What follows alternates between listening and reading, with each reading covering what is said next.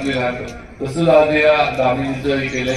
त्याच्यामध्ये लहान मुलांपासून ते काय काय घटना घडतात, कसं आपण हे लहान मुलांनी पण थोडं हे केलं पाहिजे, किंवा आपल्याला शाळेमध्ये पब्लिकमध्ये आपण ज्यावेळेला जातो त्यावेळेला आपल्याला जो स्पर्श केला जातो तो चांगला आहे का वाईट आहे हे लहान मुलांच्या पण लक्षात आलं पाहिजे.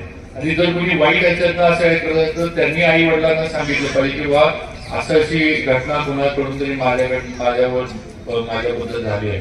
आणि या सगळ्या गोष्टी या इन्स्पेक्टर दामिनी या पुस्तकामध्ये आपल्या लातूर पोलिसांनी उतरवलेल्या आहेत.